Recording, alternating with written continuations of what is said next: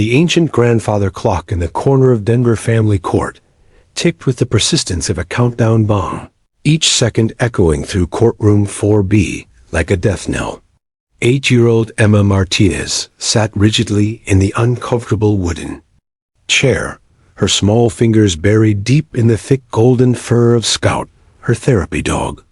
The magnificent golden retriever remained perfectly motionless beside her, but Emma could feel the subtle tension in his muscular frame, as if he too sensed the invisible danger that hung in the air like toxic smoke.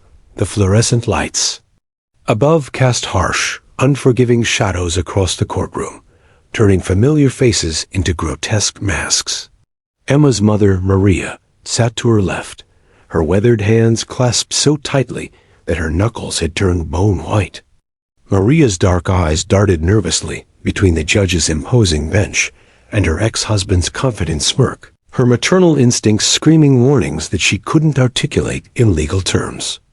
The divorce proceedings had been brutal enough, but this custody battle felt like something far more sinister, a predator circling wounded prey.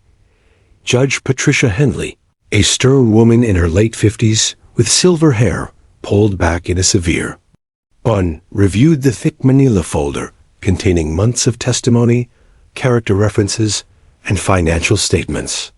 Her reading glasses reflected the harsh courtroom lighting as she methodically turned each page, her expression unreadable.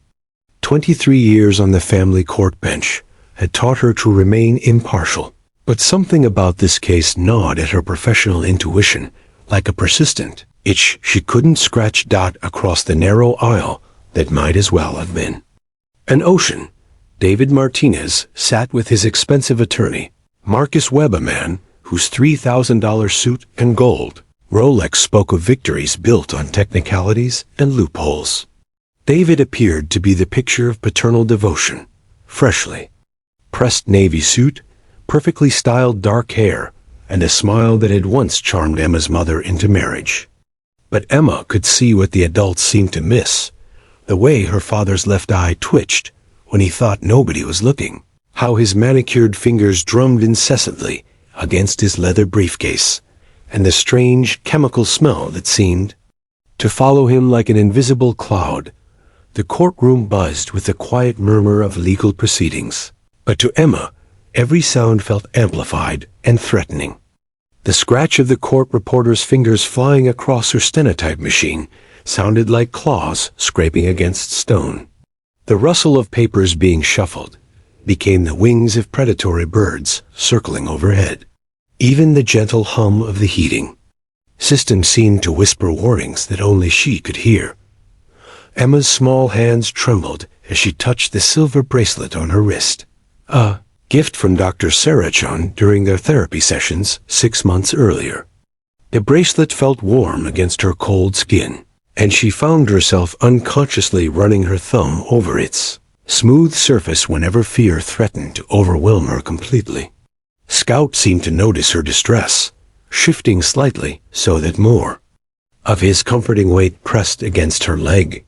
His dark brown eyes looked up at her with the kind of infinite patience and understanding that only dogs seemed capable of offering.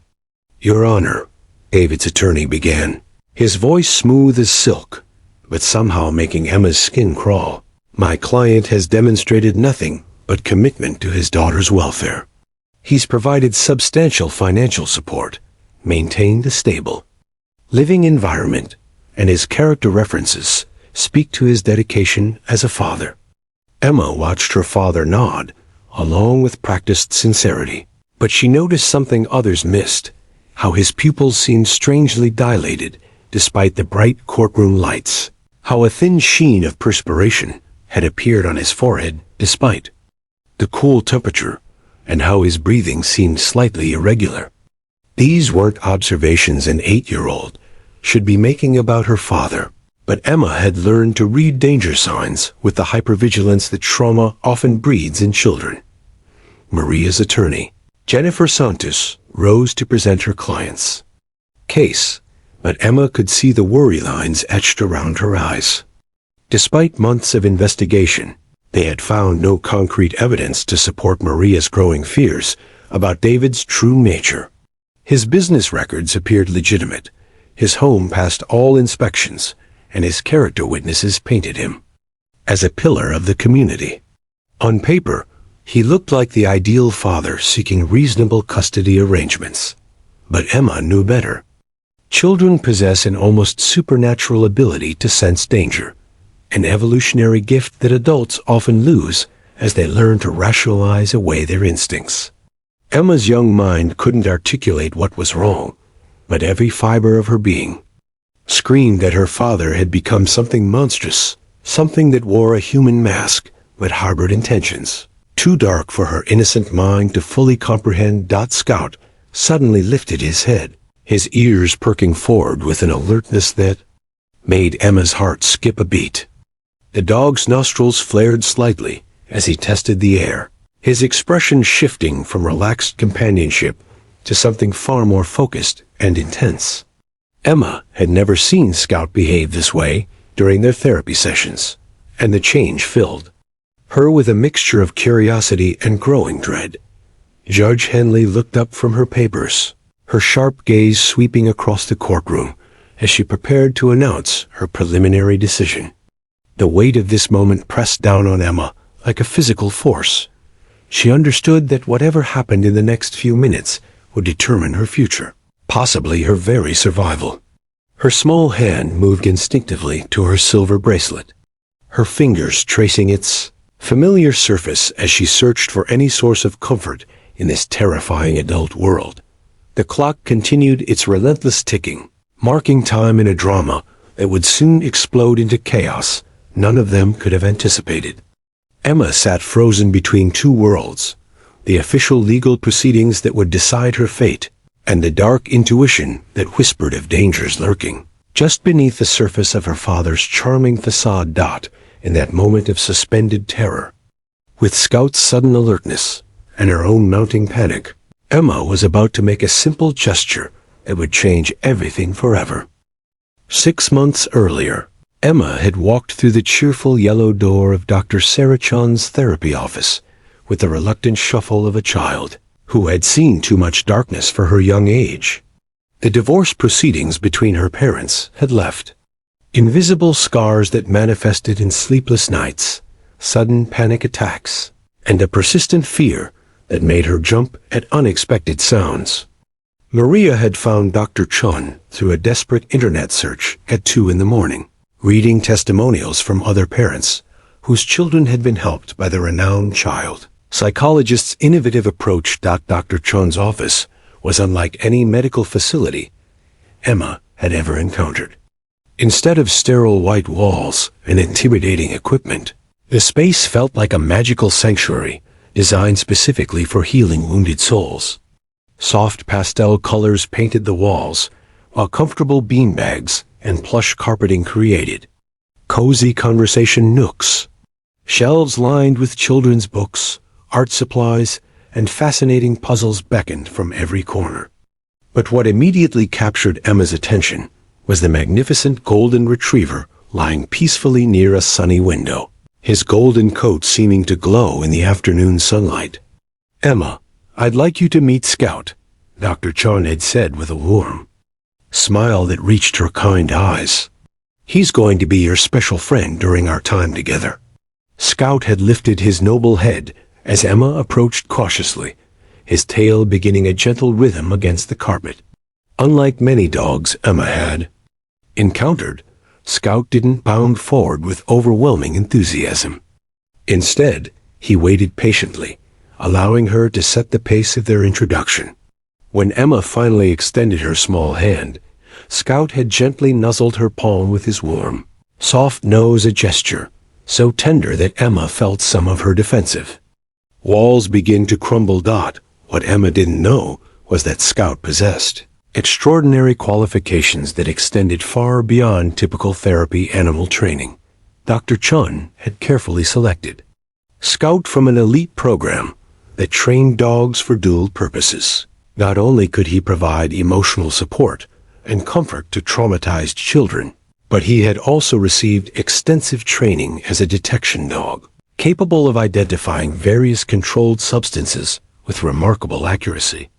This dual certification was rare and expensive, but Dr. Chun had invested in Scouts' specialized training after witnessing many cases where children were unknowingly placed in dangerous situations involving drugs or other harmful substances. Decision to use Scout in both capacities wasn't made lightly. Dr. Chun had spent years researching the intersection of child psychology and safety, recognizing that traditional therapy sometimes missed crucial environmental dangers that could re-traumatize vulnerable children. Scout represented a revolutionary approach, a guardian angel disguised as a therapy companion, capable of detecting threats that human senses might miss, while simultaneously providing the emotional support that healing required. During their first session, Dr. Chun had introduced Emma to what she called special communication signals. With Scout, she explained these gestures as tools to help Emma feel more connected and secure with her canine companion, especially during moments when speaking felt too difficult or overwhelming. The signals seemed like a fun game to Emma's secret ways to talk with Scout that only the three of them understood. Sometimes, Emma, when we're feeling scared or confused, it helps to have a way to tell our friends what we need, Dr. Chun had explained, her voice gentle but purposeful. These signals will help Scout understand how you're feeling, even when words are hard to find. The first signal involved placing Emma's hand over her heart and taking 3 deep breaths. This told Scout that Emma needed calming energy, and he would respond by moving closer and resting his head against her leg. The second signal was a gentle pat on her knee, which indicated that Emma wanted Scout to perform one of his trained tricks to make her smile. But it was the third signal that would prove most crucial, touching her silver bracelet and pointing in a specific direction. "This one is very special, Emma," Dr. Chun had explained as she fastened the delicate silver bracelet around Emma's wrist. "When you touch your bracelet and point like this, it tells Scout that you need him to pay very close attention to something that might be important. We call it the alert command." To Emma, this explanation made perfect sense within the context of their therapy games. She understood it as a way to direct Scout's attention when she felt scared or uncertain, believing it would simply make Scout look where she was pointing to provide comfort. The innocent 8-year-old had no way of comprehending that she was actually learning to activate Scout's professional detection training, a command that would trigger his ability to identify and alert others to the presence of dangerous substances. Dr. Chun had carefully designed these training sessions to feel natural and enjoyable for Emma, never wanting the child to feel burdened by the serious implications of Scout's capabilities. They practiced the signals through games and storytelling, with Scout responding enthusiastically to each gesture. Emma delighted in their secret communication system, feeling empowered by her ability to talk with Scout in ways that other people couldn't understand. As weeks passed, Emma's bond with Scout deepened into something truly extraordinary. The dog seemed to anticipate her emotional needs with almost supernatural intuition, peering at her side during moments of distress and somehow knowing exactly how much comfort she required. Scout would adjust his energy to match Emma's needs, playful and energetic when she felt ready for joy, calm and steady when anxiety threatened to overwhelm her. What neither Emma nor her mother Maria realized was that Dr. Chun was preparing them for possibilities that extended far beyond traditional therapy. The psychologist had seen too many cases where children were placed in seemingly safe environments that later proved dangerous due to hidden substance abuse, criminal activity, or other threats that standard custody evaluations might miss. Scout represented a safeguard against these invisible dangers, a highly trained professional disguised as a beloved companion. During their final therapy session before the custody hearing, Dr. Chun had given Emma the silver bracelet as a permanent reminder of their work together. "Remember, Emma, Scout will always be your protector and friend. Trust him and trust yourself." Sometimes the bravest thing we can do is ask for help when something doesn't feel right. Emma had nodded solemnly, treasuring both the bracelet and the special bond she had formed with Scout. She believed she was simply gaining a therapy dog to help her through the scary custody proceedings. She had no idea that she was actually receiving a guardian angel whose specialized training could potentially save her life in ways her innocent mind couldn't yet imagine. David Martinez had spent 3 years perfecting his transformation from a desperate drug trafficker into the portrait of an ideal father, and the metamorphosis was nothing short of masterful. The man who sat confidently in courtroom 4B bore little resemblance to the sweating, paranoid dealer who had once conducted business in Denver's shadiest neighborhoods. His evolution had been calculated, methodical, and terrifyingly effective a predator, learning to wear the perfect disguise. The foundation of David's deception began with his legitimate business, Martinez Import and Export, which he had purchased with drug money 2.5 years earlier. The company provided an ideal front for his criminal operations, allowing him to move large quantities of cocaine and heroin through shipping containers marked as furniture and home goods from South America. His office on the 20th floor of a gleaming downtown Denver skyscraper served as both command center for his trafficking network and showpiece for his fabricated respectability. David's transformation hadn't happened overnight.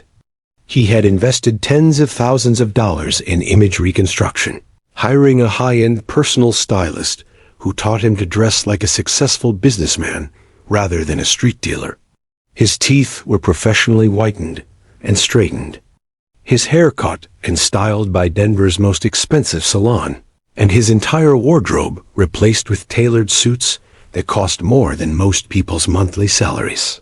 He learned to speak with the polished confidence of a corporate executive, eliminating the street slang and aggressive posturing that had once defined his communication style.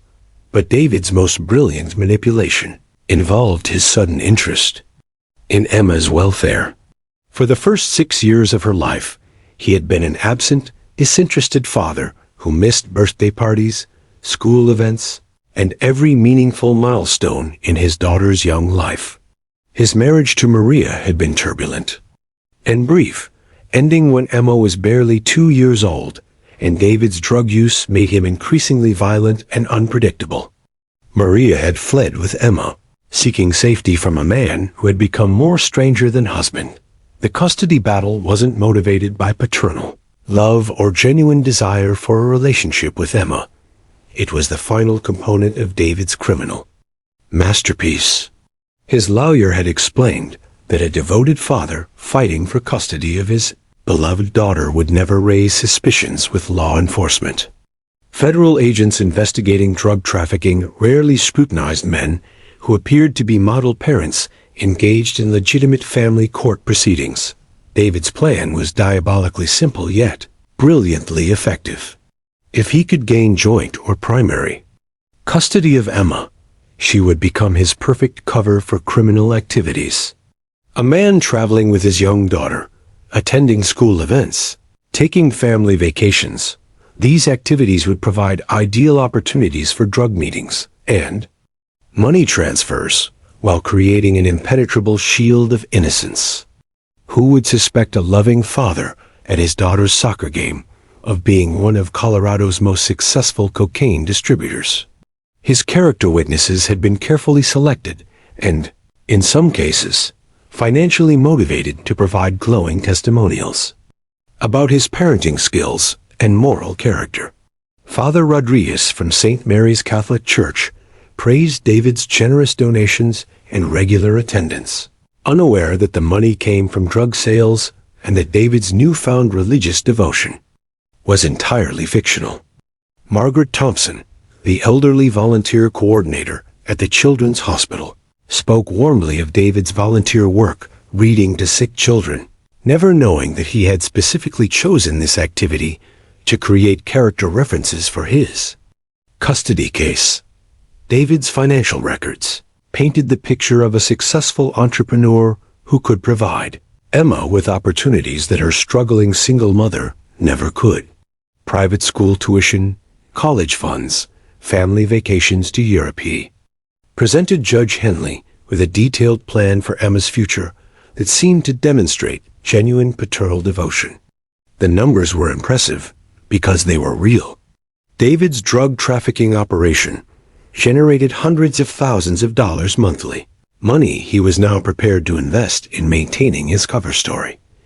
But beneath the expensive suits and manufactured charm, David remained fundamentally the same dangerous predator he had always been. His cocaine use had actually increased over the past year, making him increasingly paranoid and volatile. He had convinced himself that he could control his addiction while using Emma as camouflage, never considering that his drug use might eventually expose both him and his daughter to unimaginable dangers.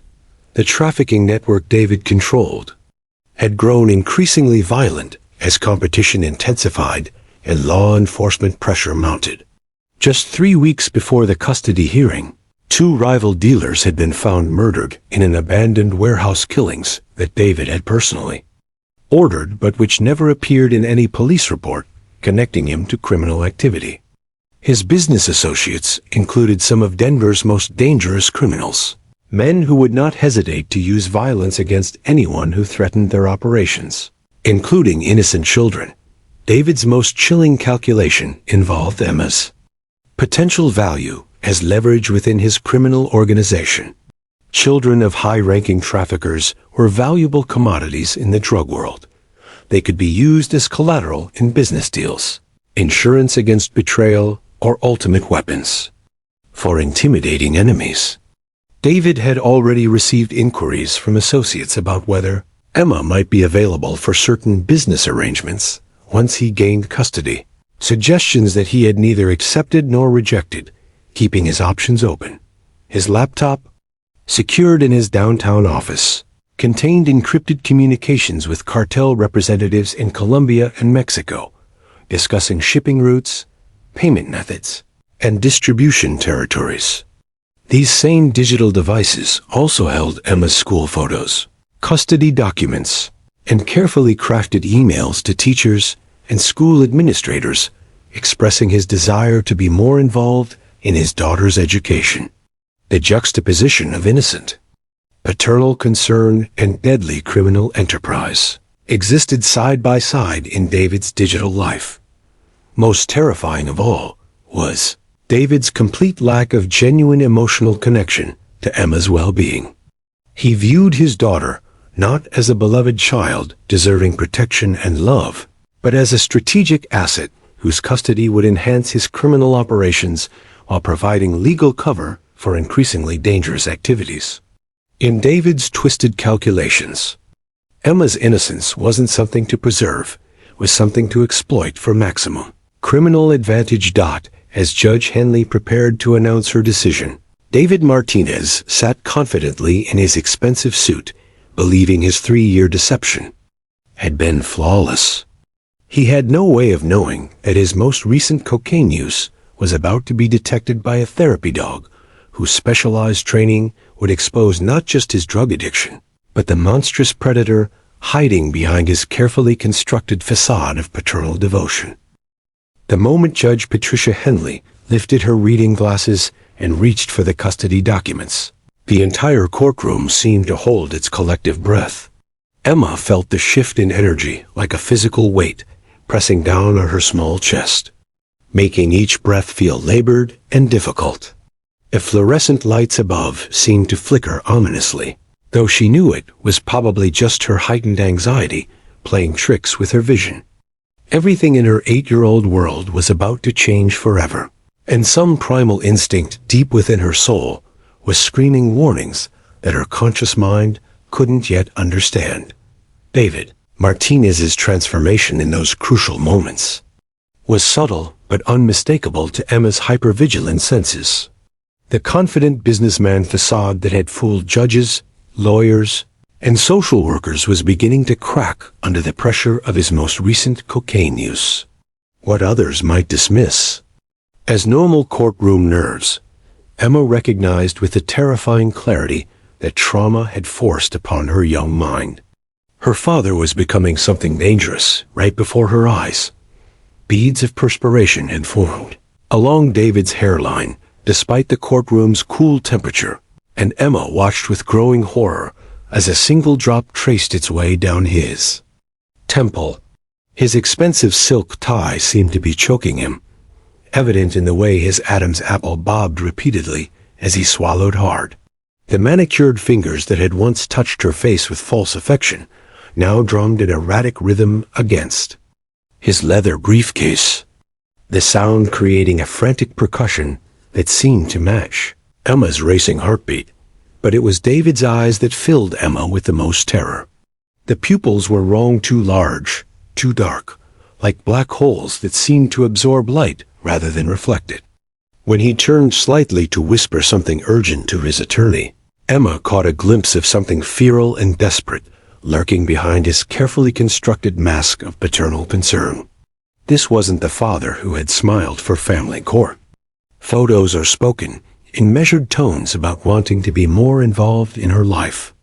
This was something else entirely, something that made every survival instinct Emma possessed scream in silent alarm. Emma's mother, Maria, sat rigidly beside her, seemingly unaware of the subtle but terrifying changes occurring just feet away. Maria's attention was focused entirely on Judge Henley's face, searching for any hint of the decision that would determine their future. The single mother's weathered hands remained clasped tightly in her lap, knuckles white with tension, completely missing the drama unfolding across the narrow courtroom aisle. Scout's behavior had been gradually shifting throughout the hearing, but Emma was the only one who noticed the subtle changes in her canine companion. The golden retriever's breathing had become more shallow and rapid, his ears occasionally twitching as if responding to sounds that no one else could hear.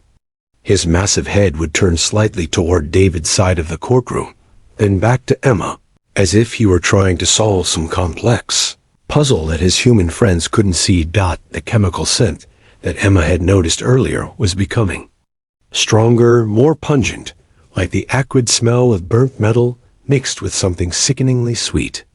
She didn't know that what she was detecting was the lingering odor of crack cocaine that David had smoked in his car just 30 minutes before the hearing, desperate to calm his nerves before facing the judge. To Emma, it was simply another piece of evidence that something was terribly, fundamentally wrong with this entire situation. David's movements were becoming increasingly erratic, his professional composure dissolving like sugar in rain. He kept checking his expensive watch with obsessive frequency, as if time itself had become his enemy. His whispered conversations with attorney Marcus Webb were growing more urgent and heated, though the words remained inaudible to the rest of the courtroom. Emma could see her father's jaw clenching and unclenching rhythmically, the muscles in his neck standing out like taut cables ready to snap. Judge Henley's voice seemed to come from very far away as she began sorting through the final custody documents, her words blending into a meaningless drone that Emma's overwhelmed mind couldn't process. The 8-year-old felt as if she were underwater, watching the surface world through a distorted lens of fear and confusion. Her small hands trembled as primitive terror took control of her nervous system, triggering the fight-or-flight response that had kept her ancestors alive in the face of mortal danger. In that moment of crushing helplessness, Emma's fingers moved instinctively to the silver bracelet on her wrist, the one Dr. Chun had given her as a symbol of their therapeutic bond and the special communication system she had learned with Scout. The metal felt cool against her fevered skin, a tangible reminder of safety and understanding in a world that had suddenly become incomprehensible and threatening. Emma didn't make a conscious decision to use the alert signal. It was as if her subconscious mind had taken control, bypassing rational thought to access the survival tools she had unknowingly been given. Her trembling fingers made contact with the smooth silver surface of her bracelet, and she felt a strange sense of calm wash over her. as if she were finally taking some kind of action in a situation where she had felt completely powerless. Without fully understanding why, Emma lifted her small arm and pointed directly at her father, maintaining contact with her bracelet, exactly as Dr. Chun had taught her during their therapy sessions. In her innocent mind, she was simply asking Scout to pay attention to the source of her fear, hoping that her canine companion might somehow provide comfort in the face of terror she couldn't name or explain. The transformation in Scout was instantaneous and shocking. The gentle therapy dog, who had been lying peacefully at Emma's feet, suddenly became something entirely different, a highly trained professional whose specialized detection abilities had just been activated by a child who had no idea what she was really asking him to do. Scout's entire muscular frame went rigid with purpose, his relaxed posture disappearing as every fiber of his being focused on the target Emma had identified. His ears shot forward with laser-like precision, his dark brown eyes becoming intense and unwavering as they locked onto David Martinez with the focus of a predator who had just spotted his prey.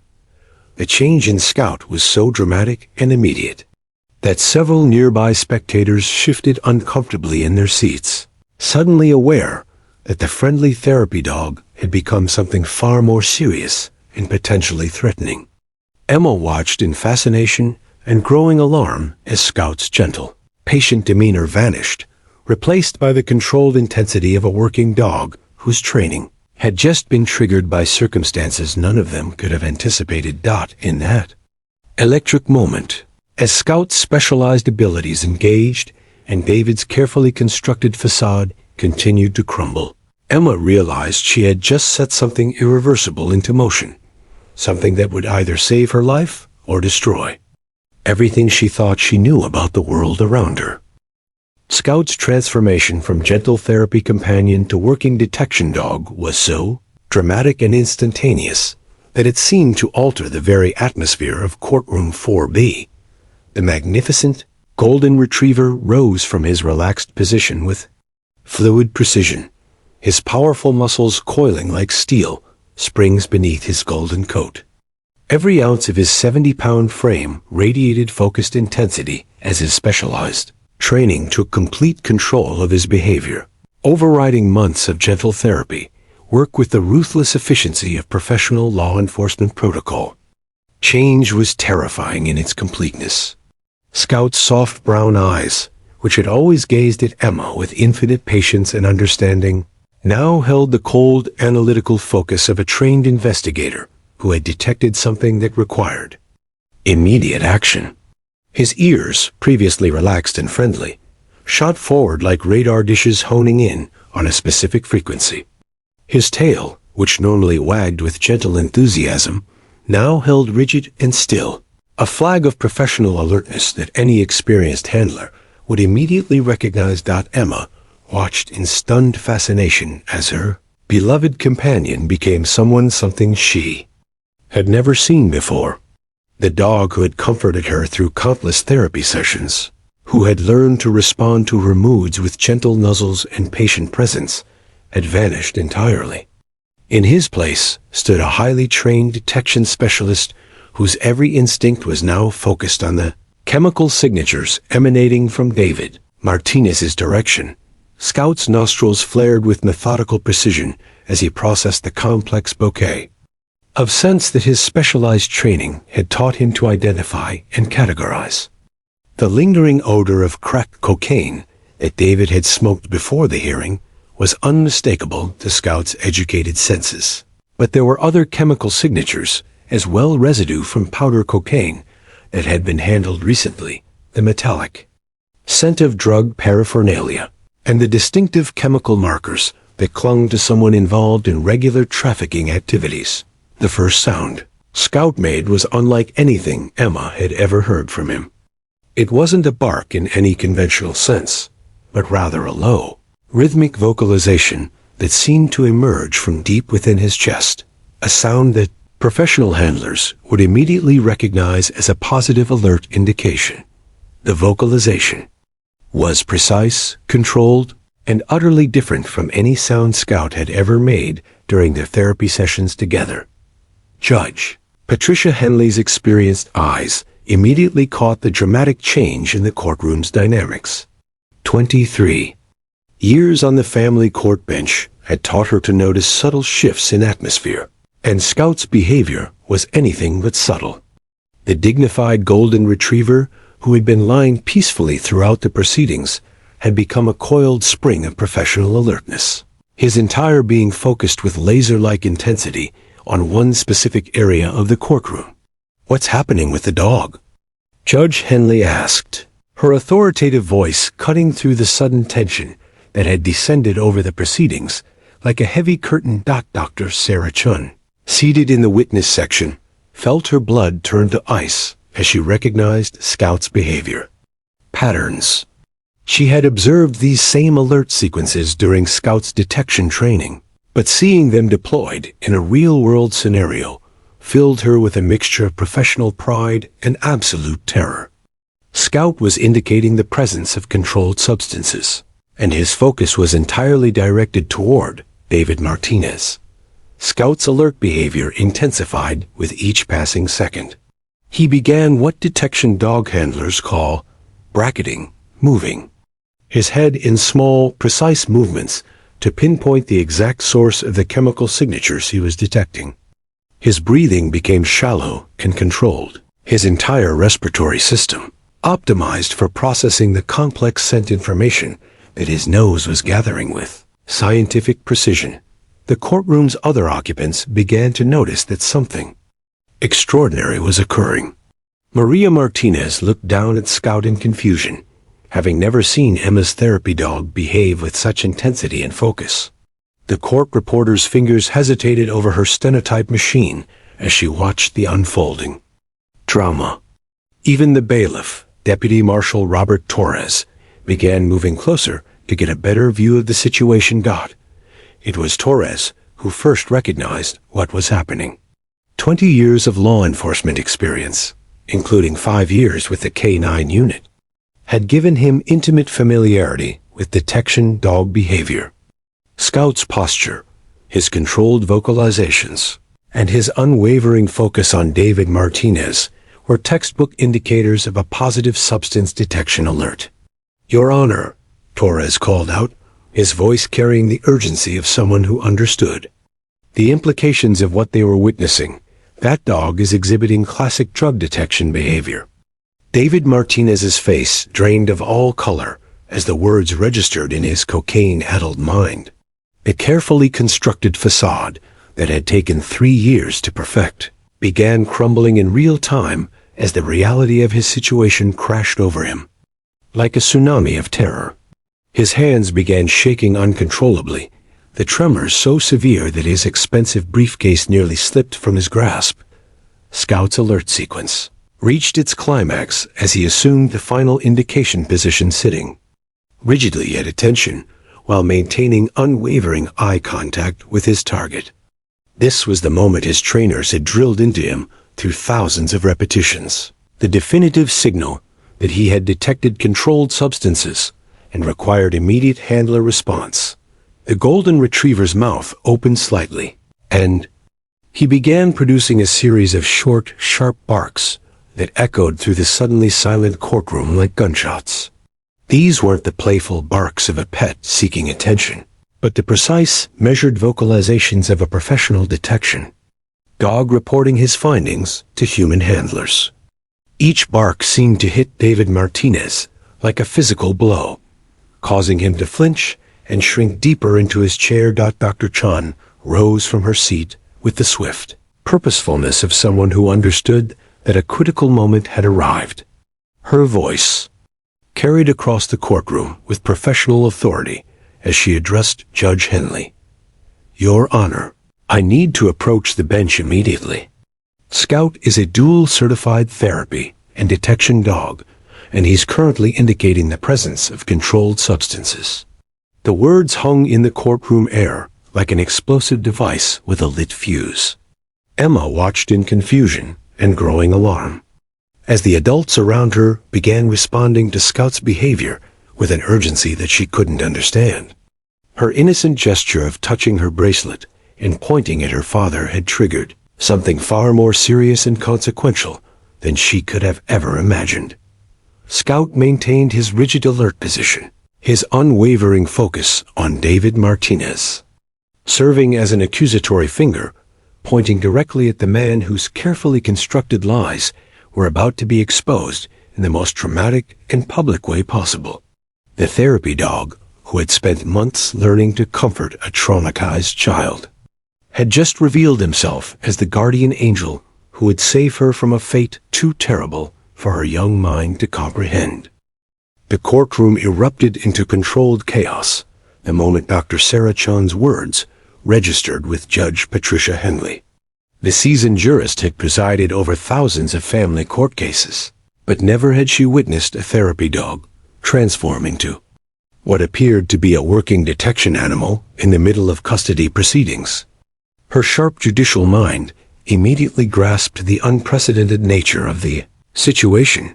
If Scout was indeed indicating the presence of controlled substances, then everything about this custody case had just fundamentally changed.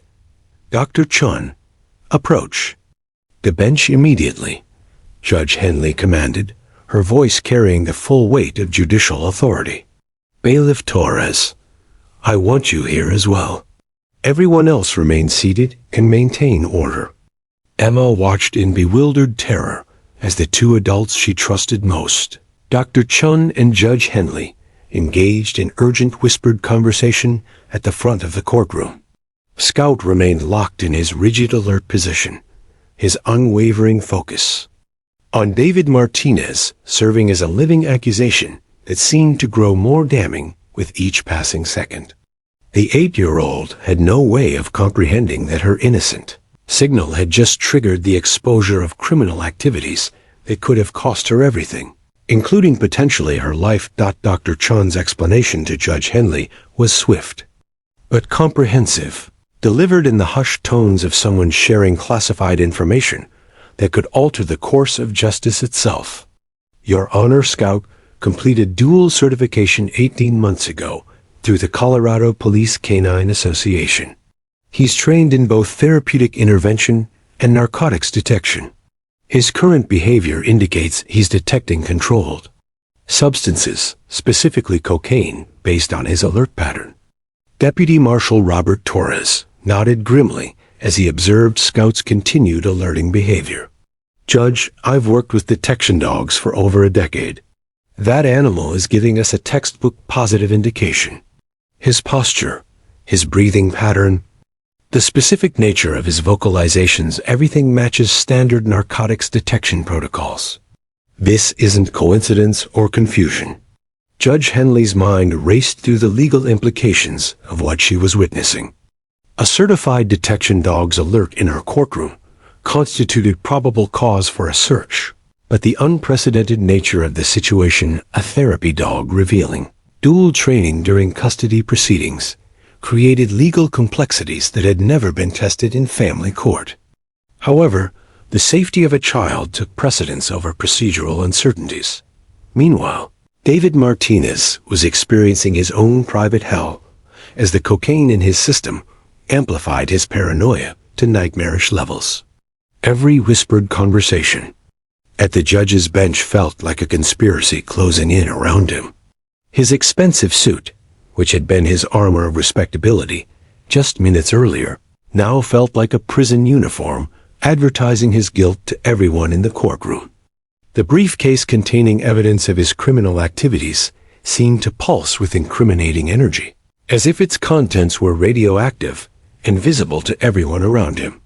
David's attorney, Marcus Webb, recognized the disaster unfolding before. His eyes with the sharp instincts of a criminal defense lawyer who had seen cases collapse in spectacular fashion. The character references, financial statements, and carefully crafted testimony that had formed the foundation of their custody strategy were becoming irrelevant in the face of a detection dog's professional assessment. Webb leaned close to David, whispering urgently, "Don't say anything. Don't move. Let me handle this." But David's drug-addled mind was beyond rational counsel. The cocaine coursing through his system made him hypervigilant and paranoid, causing him to interpret every glance from court personnel as evidence of an expanding investigation.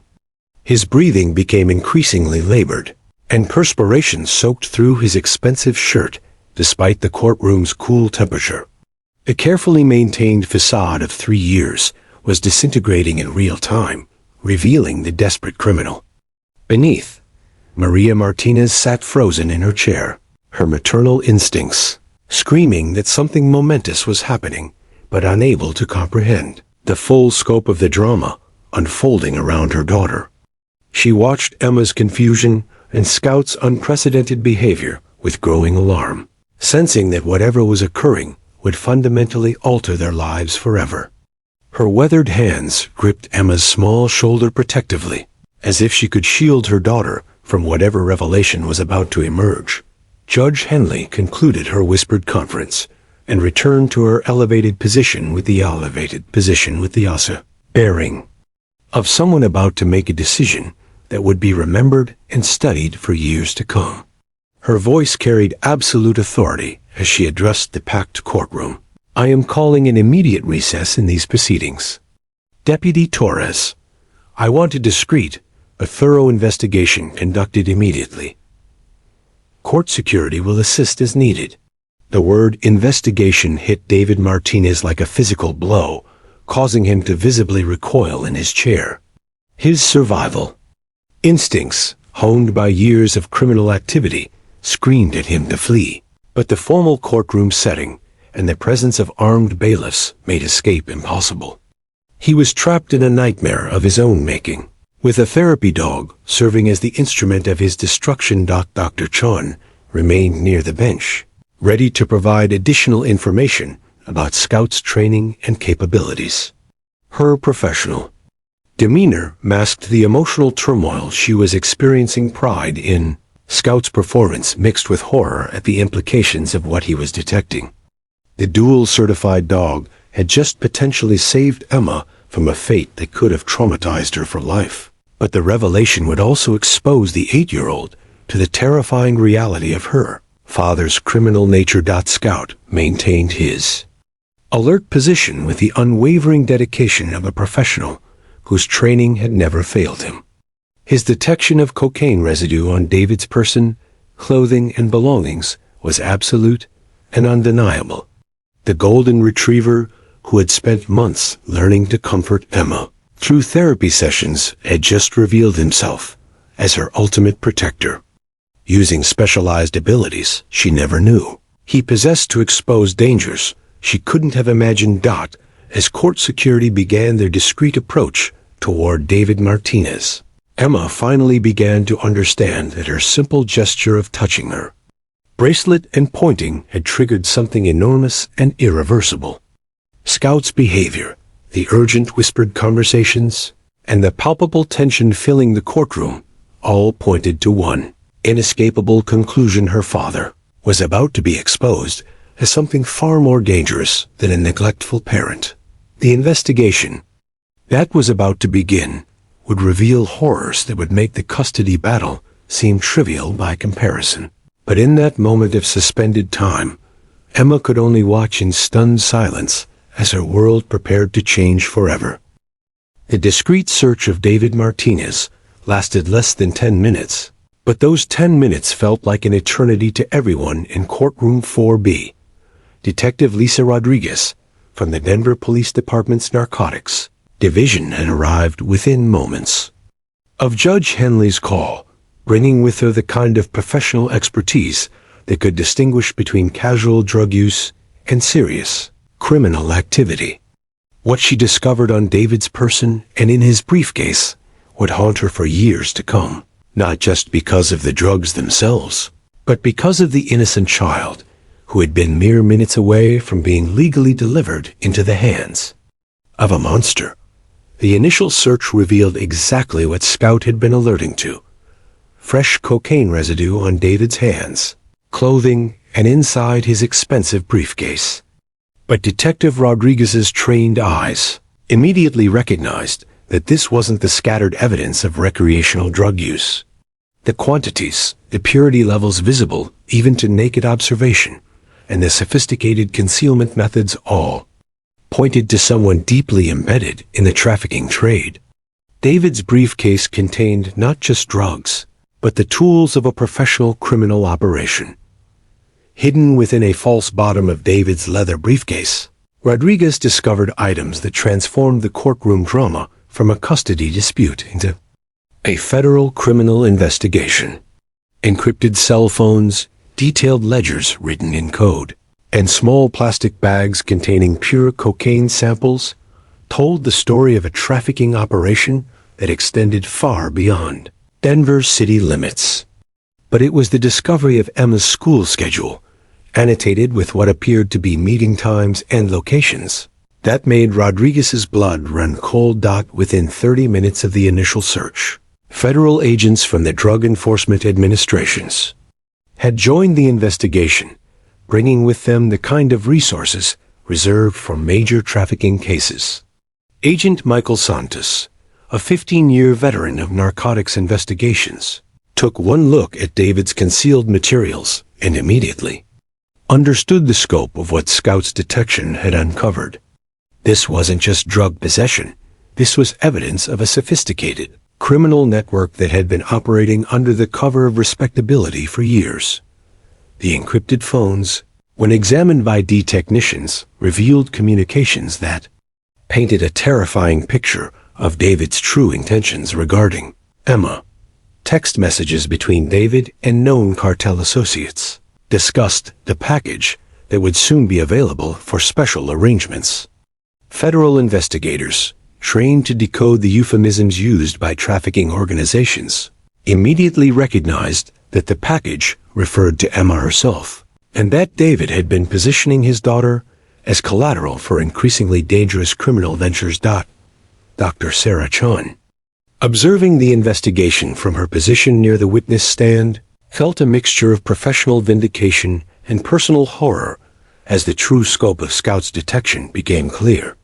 The dual-certified golden retriever had done far more than detect drugs. He had uncovered evidence of a criminal conspiracy that would have placed Emma in unimaginable danger. The therapy sessions that had seemed so routine and healing had actually been preparation for this moment.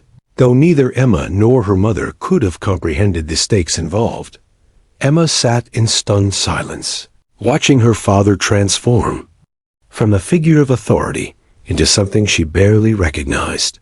The man who had presented himself as a concerned parent seeking custody was now handcuffed and surrounded by federal agents, his expensive suit disheveled and his face contorted with the desperate rage of a cornered predator.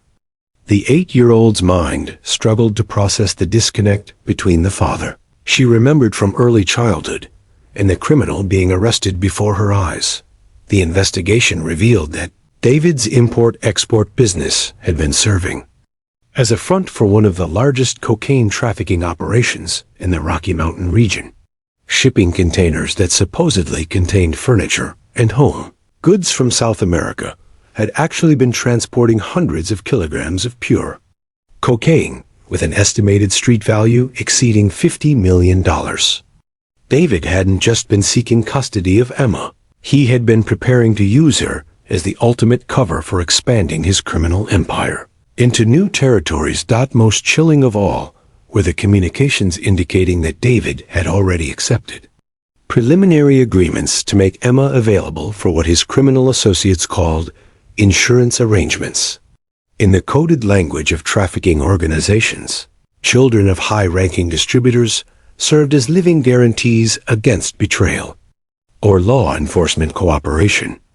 Emma would have become a hostage in her own father's criminal enterprise, her innocent presence ensuring his associates that he would never cooperate with authorities. Federal investigators discovered that David had been planning to relocate Emma to a compound in rural Colorado, ostensibly as a loving father providing his daughter with a peaceful country lifestyle. In reality, the compound served as a distribution center for cartel operations, and Emma's presence would have provided perfect cover for criminal activities. while simultaneously making her a target for rival organizations seeking leverage against David's trafficking network.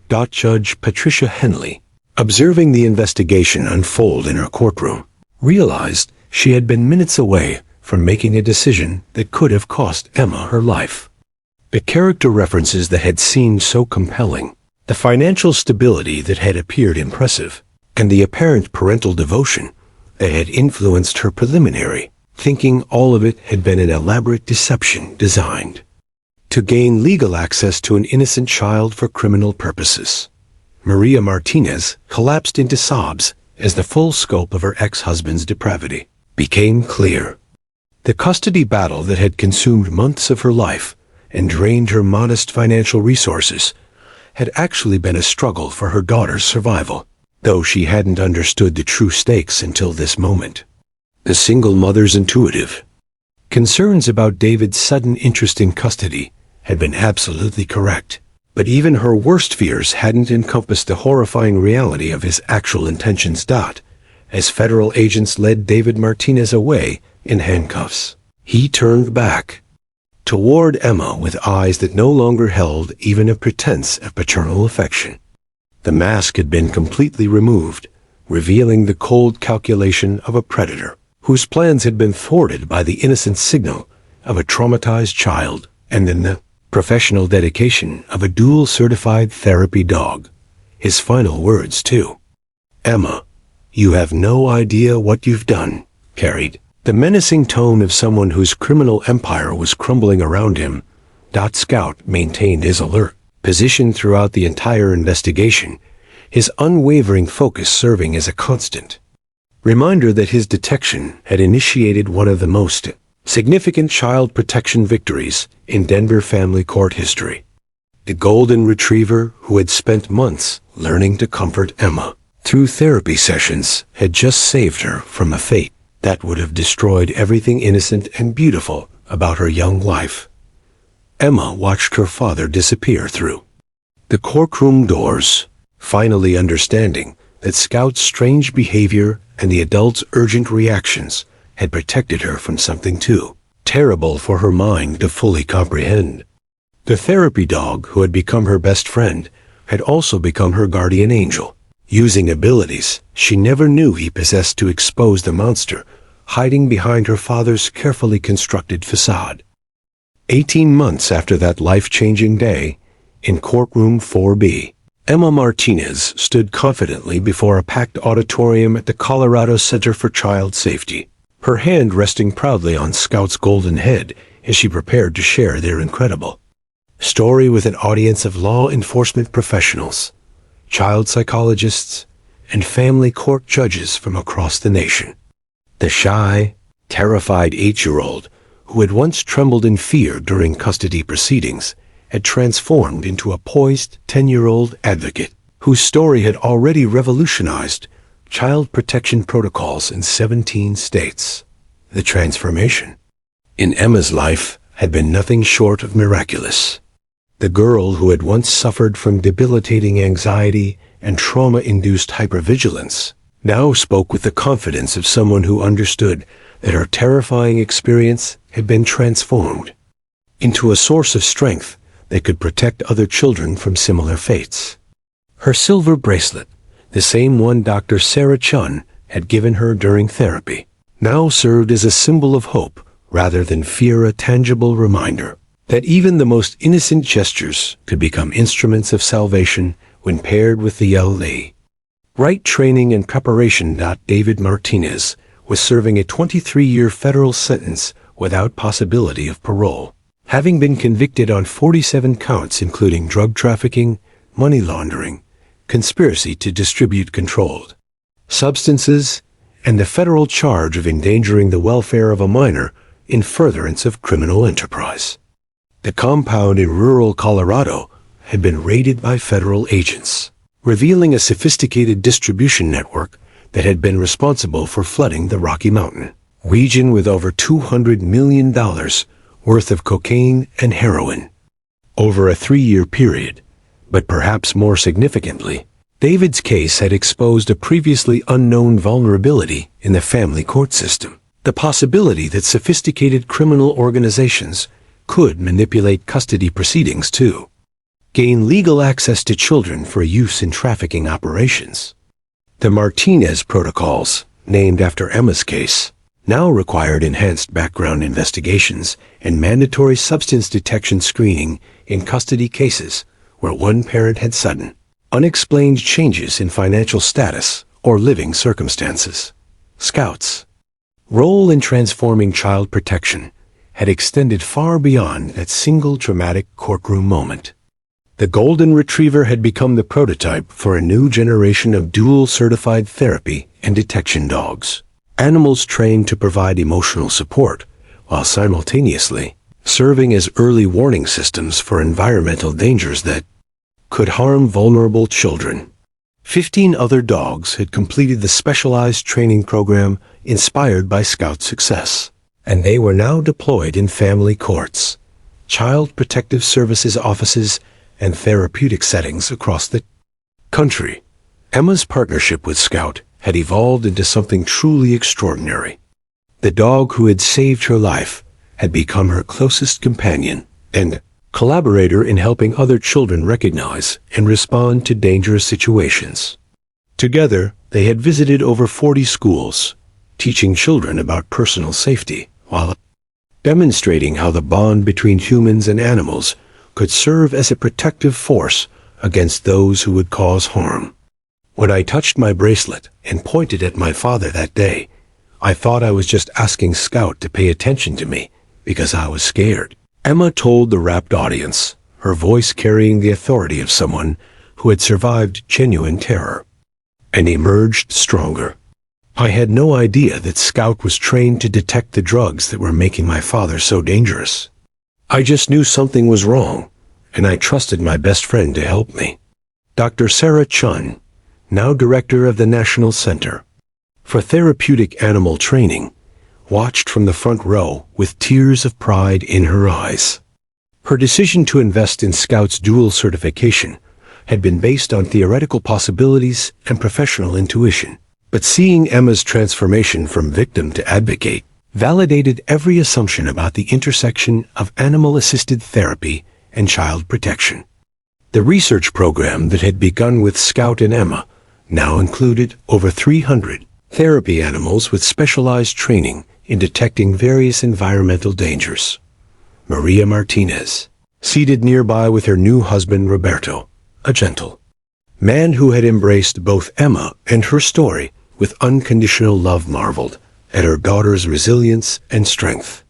The single mother who had once struggled to afford basic necessities while fighting a custody battle she didn't fully understand, now worked as a victim advocate, helping other parents recognize warning signs that might indicate their children were being targeted by those with criminal intentions.